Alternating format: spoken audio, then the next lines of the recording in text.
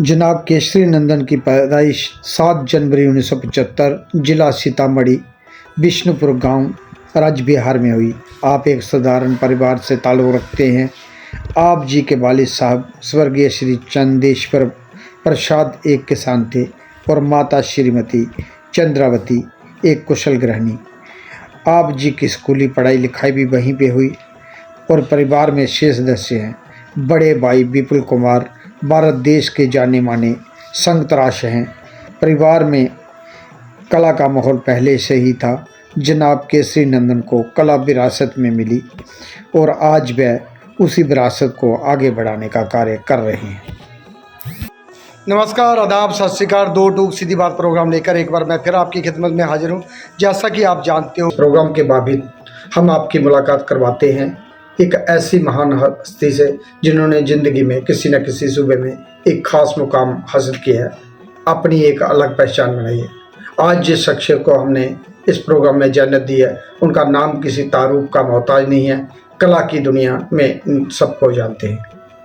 आज हमारे साथ बेहद ही ख़ास मेहमान, जाने माने सेरेमिक आर्टिस्ट केसरी नंदन, जो बैसलाना में अपना कार्य कर रहे हैं। आइए जानते हैं इनसे क्या कहते हैं ये अपनी कला जर्नी के बारे में। नमस्कार केसरी नंदन जी, 2 टूक सीधी बात प्रोग्राम में आपका स्वागत है। हेलो, मैं केसरी नंदन, मैं BHU से अपना सिरेमिक का मास्टर्स किया है और 99 में हमने अपना वहाँ से मास्टर्स करके फिर कंटिन्यू अपना स्टूडियो। और आपने जब पढ़ रहे थे तो तब भी आपके जहन में था, आपकी सोच में था कि मुझे फील्ड से निकल के बाद मुझे इस तरह का कुछ प्रोजेक्ट करना है? एक्चुअली पढ़ते समय तो इस तरीके का हमें नहीं वो था, लेकिन जैसे ही बाहर निकले तो बहुत सारी चीज़ें हमें झेलनी पड़ी उसका, कि कैसे अपने को सर्वाइव करना है, कैसे फील्ड में अपने को स्टेबल करना है। तो मैं अपने जॉब के लिए भी बहुत सारे ट्राई किए बट नहीं हुआ। तो लास्ट में हमें डिसीजन लेकर के वो करना हुआ कि भाई जिसमें हमने 6 साल की पढ़ाई की और इतनी मेहनत की, उसके बाद हमें अगर दूसरे उसमें जाना है तो क्यों नहीं अपने ही फील्ड में कुछ करूँ। तो इसके लिए मैंने फिर दिल्ली में अपना एक सेल्फ डिसीजन लेकर के स्टूडियो बनाया था आपने? बनाया और फिर वहीं से मैंने शुरुआत किया और धीरे धीरे इस तरीके से चीज़ें आती गई और करते गए। और एक बार आपको फिर मैं पीछे बचपन में ले जाता हूँ। आपको कैसे और कब आपको लगा कि मुझे आर्टिस्ट ही बनना है, और कैसे तुम्हारी सोच बनी कि मुझे कला जगत में ही अपना कैरियर बनाना है? एक्चुअली घर में जो हमारा माहौल था वो हम 2 ब्रदर थे बस, कोई और मदर और फादर।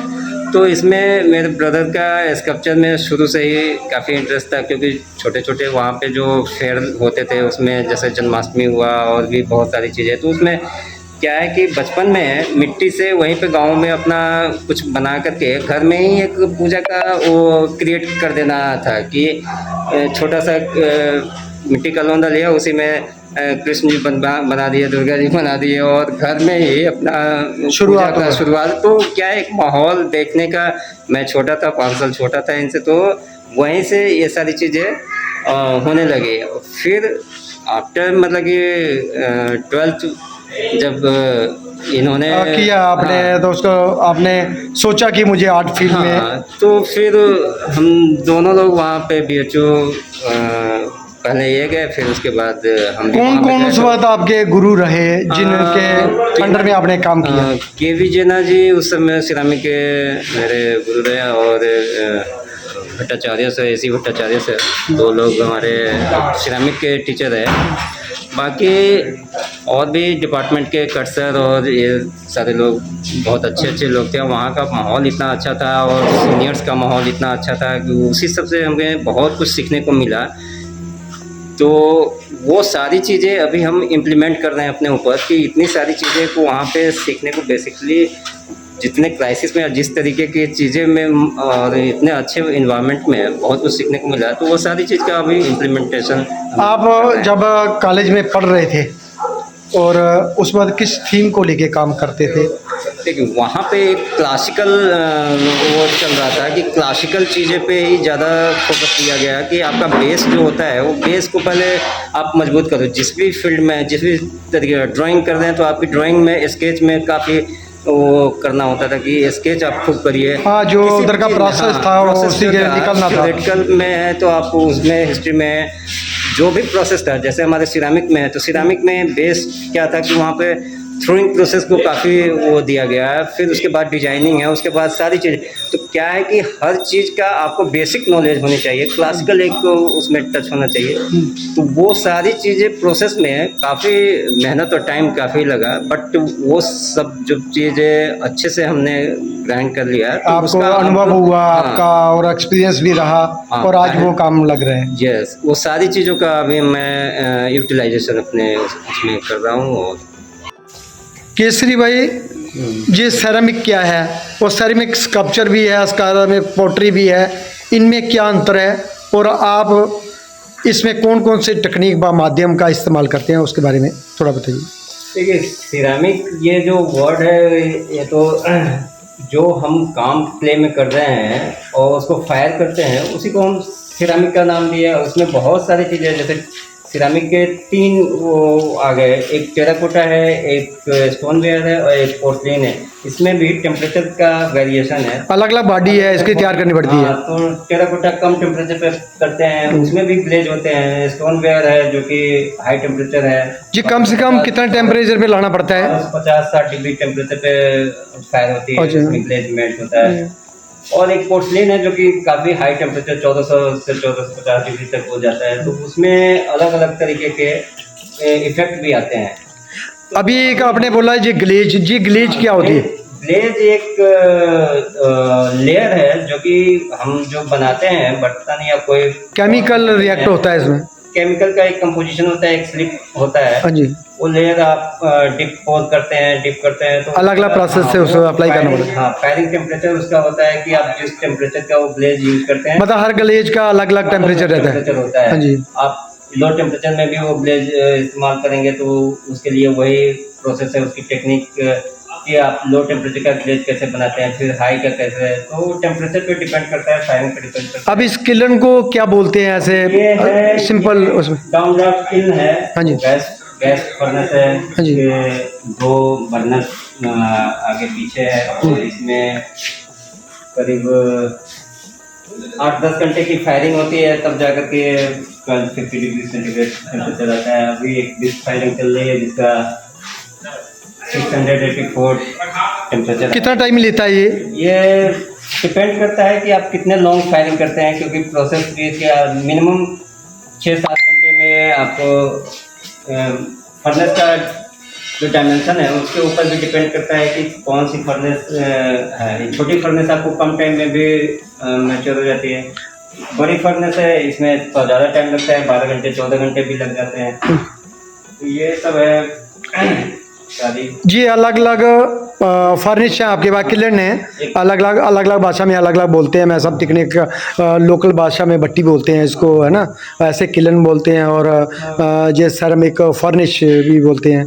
अलग अलग जगह अलग अलग। हाँ, और जी अलग अलग साइज हैं तुम्हारे पास? कई तरीके का है। एक जो ट्रेडिशनल पॉटर जो लगाते हैं वो भी भट्टी जो लगाते हैं वो उसको आवा बोलते हैं, जो कि उसके लिए कोई हाँ, आवा जो ट्रेडिशनल टेक्निक से करते हैं, वो उपले और गोबर के वो जो कंडे होते हैं उससे बना करके उससे भी फायर कर लेते हैं। उसमें 600-700 डिग्री 800 डिग्री टेम्परेचर आ जाता है। तो ऐसे भी ट्रेडिशनल काफी। तो जी जो है ये क्या है, इलेक्ट्रिक है या गैस का है? अच्छा। होती है। और ये वाली? ये भी सारी यहाँ पे जो भी है 4 हमारे पास, एक छोटी है और 3 ये बड़ी है जो कि 3x3 की है। तो इसमें सारे में गैस की नहीं है हमारे पास है। हाँ, तो ये बीच में आपने जो लेयर बाई लेयर पैड लगाए हैं, ये वो है सेल्फ इसको बोलते हैं। हाँ जी। तो आप जो भी पॉट्स बनाते हैं कुछ भी बनाते हैं तो इस सेल्फ के ऊपर ही आप उसको रखते हैं। इस पे ये इस टेम्परेचर का, हाई टेम्परेचर का ये मटेरियल टाइल्स होता हाँ है जी। जो कि आपको बेंड नहीं होगा और मेल्ट नहीं होगा, तो इसके ऊपर में जब आप ग्लेज का लगाते हो इसमें तब फायरिंग जब हाँ करते हैं तो इसके ऊपर में हाँ जी। शेल्फ पे और ये जो है पैड है लगाए हुए हैं अलग अलग, इसमें इसमें ये अप डाउन आप कर सकते हो। हाँ पिलर का काम कर रहा है, हाँ प्रॉप जी। है जो कि आप छोटे बड़े साइज को इसमें स्टैक करके और फिर वो फायरिंग कर सकते हैं। तो ये शेल्फ, और इससे बड़ी भी आपके पास है हाँ फिलहाल? वो वुड फर्नेस है जो कि 2 फर्नेस है, एक कहाँ पर है वो? 3x3 की है और एक 6x6 की है। एक बार उधर भी चले हम। हाँ तो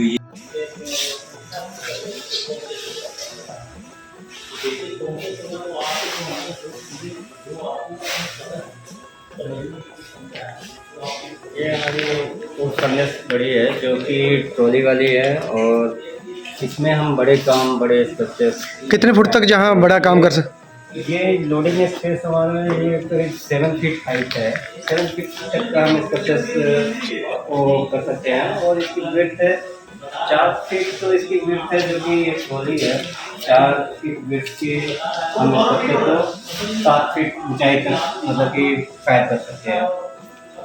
ये है, ये करीब 28 आवर्स 30 आवर्स तक फायरिंग मतलब कि कंटिन्यू इसमें चार हमारे ये। पहले वो छोटी थी, अभी ये उससे बड़ी है, ये सबसे बड़ी है। हाँ, और शायद मुझे लगता है इंडिया में सबसे बड़ी फर्निश यही है। आई थिंक हाँ, क्योंकि बहुत सारे मॉडल्स हैं, बहुत सारे नहीं, मैंने बहुत सारे देखे इतनी बड़ी कहीं नहीं है, क्योंकि इसमें बहुत आपको मेंटेन करना और ये सब चीज़ें करना, बड़े काम करने आसान नहीं है सिरेमिक में, बहुत ही टिपिकल वो है। एक रे मेकर है जो कि इतने, हाँ मैंने उनके स्टूडियो में भी गया हूँ मैं। हाँ, उनके पास है और वो भी देखा, इसलिए मैंने बोला हाँ। शायद वर्ल्ड का ये सबसे बड़ा, इंडिया का तो है ही है। हाँ हाँ बहुत कम है। नहीं देखे मैंने, इससे छोटे हैं। तो क्योंकि सिरामिक ऐसा मटेरियल है, उसमें हैंडल करना और ये प्रोसेस करना है सब प्रोसेस जो है बहुत ही टफ है। तो बहुत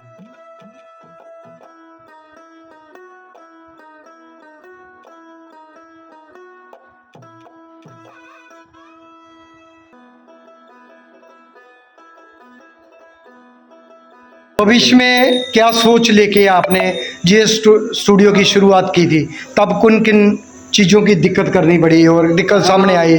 जहाँ जैसे मैंने स्टार्ट किया तो हमें बहुत पैसे कुछ थे नहीं, तो हमें शुरुआत में ऐसा लगा कि हम अपने काम को ही जितना अपना सेल्फ करेंगे उसी को आगे हम एग्जीक्यूट करें, या फिर जैसे भी एक छोटी सी एग्जीबिशन करें, उससे हमको क्या है कि अपने जीविकोपार्जन का भी वो सहारा बने, ताकि उससे हमारी ये भी चले, काम भी हो और स्टूडियो भी मेंटेन हो और सारी चीज़ें हम उससे करें। अब तक कहाँ कहाँ आपने एग्जीबिशनें की, नेशनल इंटरनेशनल स्टेट?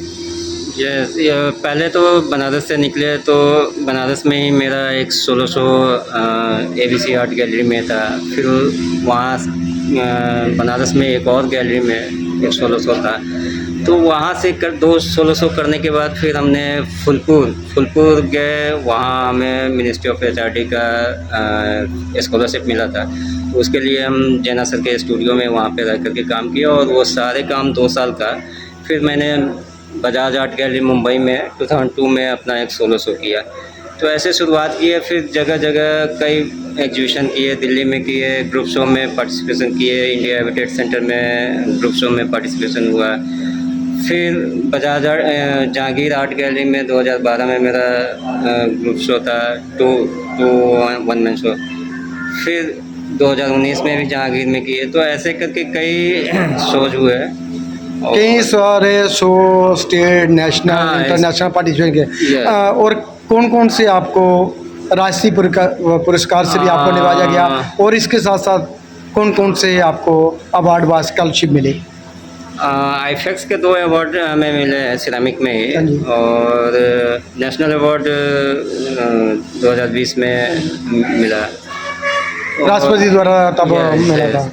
और भी कई अवार्ड्स हैं जो कि स्टेट लेवल के हैं, फिर वो कॉलेज लेवल का भी है, तो सब है। बट नेशनल अवार्ड के बाद फिर अभी कोई ऐसा अवार्ड नहीं है। बट उसके बाद थोड़ा ब्रेक लगता है, उसका कारण है कि आप छोटे अप्लाई करना नहीं चाहते या नहीं करेंगे, हाँ। उससे बड़े आप करोगे तो उसके लिए पूरी आप तैयारी करना चाहते हैं। Yes. आप सोचते हैं कि धमाका करें, फिर इसी तरह का Yes. जहाँ बड़ा हो, हाँ, इससे तो बड़ा हो। वो भी एक अवार्ड ही है जो हाँ, बाहर बहुत आप अच्छा। जाते हैं एक म्यूजियम में, साउथ कोरिया में अभी जो रेजिडेंसी हाँ, अभी करके हाल ही आया में है, आपने तो करके आए। वहाँ भी एक अवार्ड ही होता है वो, हाँ। और बहुत बड़ी उपलब्धि होती है, सब किसी को जाने का मौका नहीं मिलता।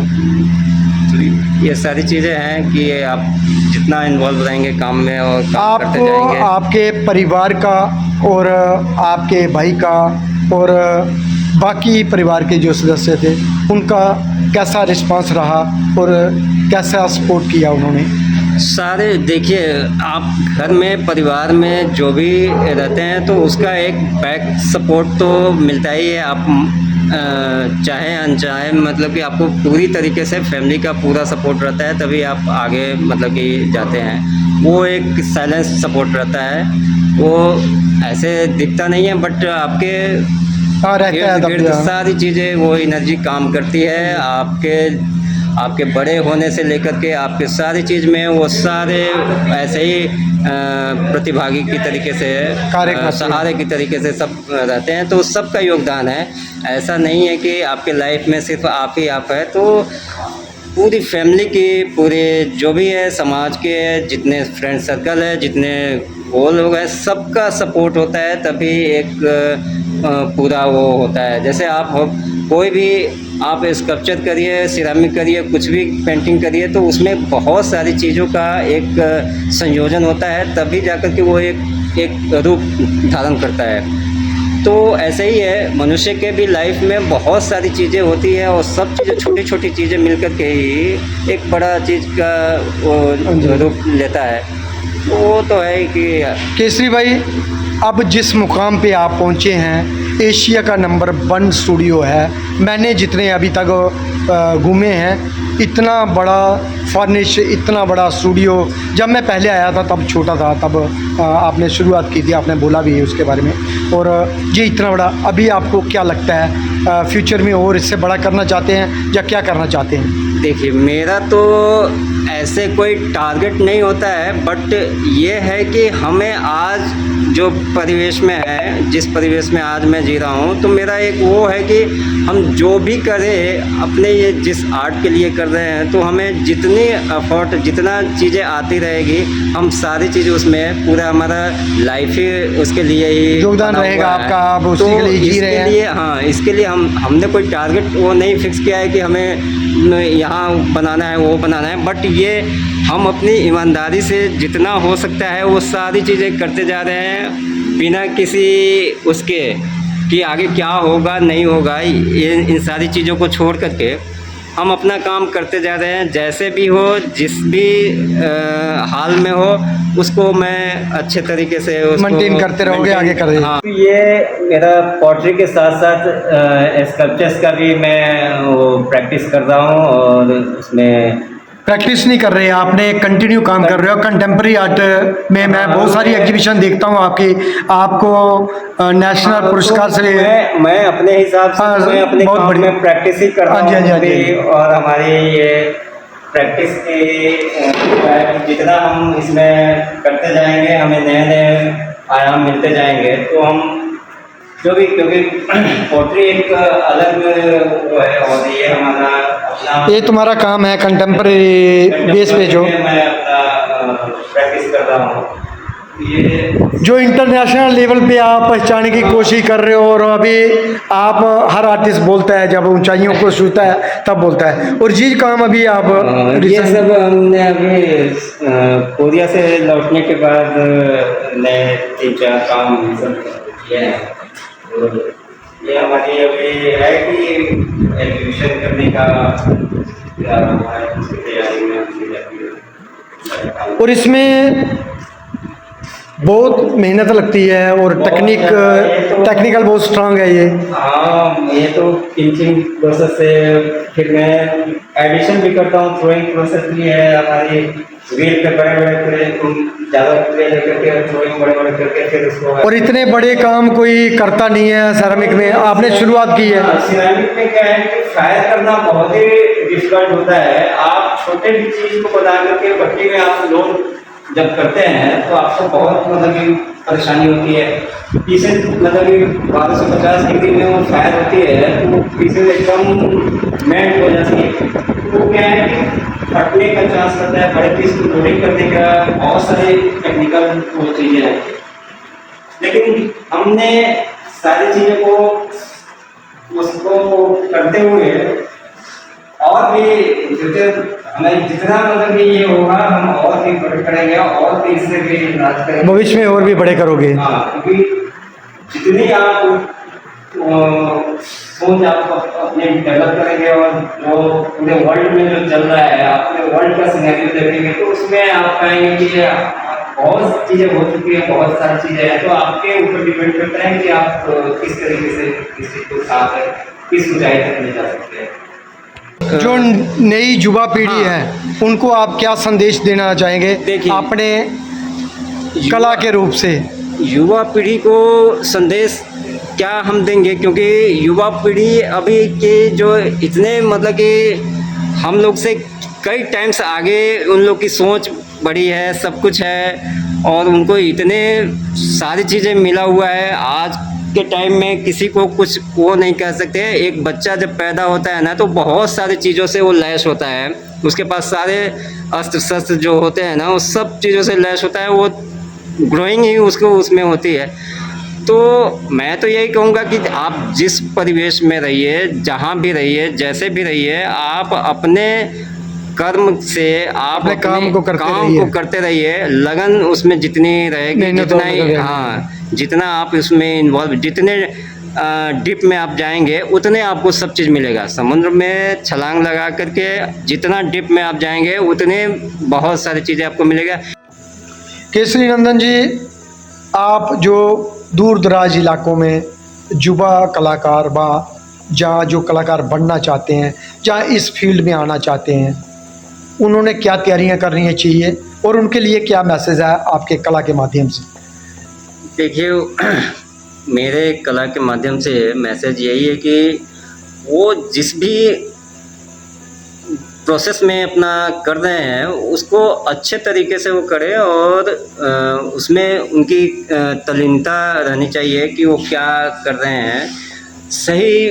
सही लगन से, सही मनोदिशा से वो अगर करेंगे तो उनको आगे का रास्ता अपने आप मिलता जाएगा। इसलिए कोई ऐसे कदम ना उठाए जिससे कि, क्योंकि आज के समाज में युवाओं को बहुत डिप्रेशन का वो बनते हैं कि भाई लोगों का देख करके कि ये हो गए, रातों रात बनना चाहते हैं, स्टार बनना चाहते हैं, स्टार बनना चाहते हैं, क्योंकि पूरी दुनिया आपके मोबाइल में है, इंटरनेट तो में है। आप दिन रात उसमें लगे रहते हैं और चाहते हैं कि हम एक ही छलांग में पूरी दुनिया को पार कर ले, लेकिन ये असंभव चीज़ है। आपको वही जर्नी तय करनी होगी जो मेहनत करनी पड़ी होगी, आपका एक्सपीरियंस अनुभव होना चाहिए। जो पहले लोग करते थे उसी में आपको जर्नी को आपको ले जानी पड़ेगी, आपको अपने तरीके से मैच्योरिटी उसमें लानी पड़ेगी, तभी जाकर के आप किसी भी चीज़ को सही तरीके से उसका वो कर सकते हैं। तो ये एक मैसेज है कि आप अपने काम से कभी वो मत होइए, काम में आपको मेहनत करनी पड़ेगी और आज का जो परिवेश है उसमें आपको ज़्यादा मेहनत करनी होगी, क्योंकि बहुत सारी चीज़ें, बहुत मतलब कि इतनी टेक्नोलॉजी, इतनी सारी चीज़ें हावी हो गई है कि आपको इसमें काफ़ी मेहनत करने की ज़रूरत है। बड़ी भट्टी थी आपकी, अब तक पहले 2 हमने छोटी भट्टियाँ देखी, 3, 4 और इतना बड़ा स्टूडियो मैंने लाइफ में अभी तक नहीं देखा। पहले भी आपके ही देखा था, इधर छोटा था तब बड़ा था। तो ये आपने कैसे विचार किया और जहाँ तक पहुँचा दिया? एक्चुअली यहाँ पे मेरा तो दिल्ली में सारा चीज़ स्टूडियो था, छोटा स्टूडियो MG रोड पे, बट यहाँ पे आने का एक ही मकसद है कि वो जो गौतम अडानी जी का बड़े स्केल में वो स्कल्पचर्स होने थे, तो उसके लिए हमें दिल्ली में करना बहुत मुश्किल हो रहा था। उनका एक प्रोजेक्ट मिला था, 25 स्कल्पचर सिरेमिक्स में ही करने थे। तो सारी चीज़ सैम्पलिंग वगैरह सब दिल्ली में ही हुआ। फाइनलाइज मतलब कि जब बड़ा स्केल पे करना हुआ तो फिर हमने यहाँ पे मूव किया, और यहाँ पे पहले मेरे ब्रदर ने प्लॉट लेकर के रखा हुआ था। तो इस पे उसी समय से 6 महीने का वो टाइमलाइन था कि 6 महीने में 25 बड़े स्कल्पचर 18 फीट के देने हैं। तो वो सारी चीज़ों को लेकर के फिर दिल्ली से आना जाना, और यहाँ पे सारा कंस्ट्रक्शन, बाउंड्री वॉल, भट्टी और काम, सारी चीज़ एक साथ स्टार्ट किए, और 6 महीने नहीं, इसको 1 साल लग गए पूरे प्रोजेक्ट को खत्म करने के लिए।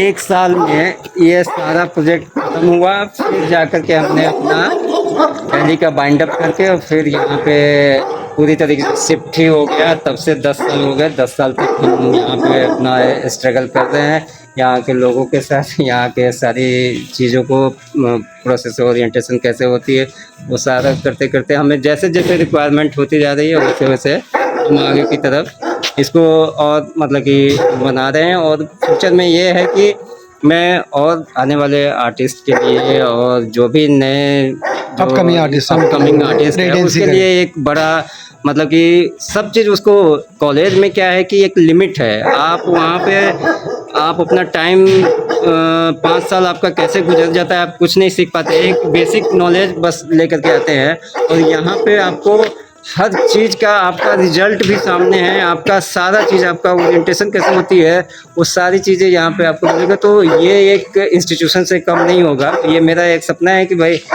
बहुत सारे जैसे जैसे हमारे पास अर्थ की वो होती जाएगी, मैं इस गांव में 10 को रोजगार आज दिया हूँ, कल हो सकता है 20 को दूंगा, 2-4 साल में 50 को रोजगार दे सकता हूँ। तो वो हमारी वो है कि इस गांव में भी एक जो 10-20 परिवार है उसका भरण पोषण होता रहे, उसको भी उन्नति का, उसको भी अच्छे काम का जो हमने सीखा है कॉलेज में, वो यहाँ के गांव के लोगों में भी वो एसेंस जानी चाहिए, उसकी खुशबू मिलनी चाहिए। उन लोग को थोड़ा सा ट्रेंड कर देंगे। जहाँ हमने इतनी मेहनत करके पूरी चीज़ें किया है, यहाँ पे उनको फ्री में सारी चीज़ें मिल जाए और उससे उसका सब चीज़ चला हो, तो वो मेरे लिए एक बड़ा ही अच्छा वो रहेगा। धन्यवाद कृष्ण जी, आपने 2 टूक सीधी बात में बात किया, आपके बारे में जाना, आपके काम के बारे में जाना। धन्यवाद, थैंक यू। दोस्तों अगली बार फिर मिलूंगा किसी नई जगह नए कलाकार के साथ। तब तक देवीदास खत्री को दे जा। जय हिंद, वंदे मातरम।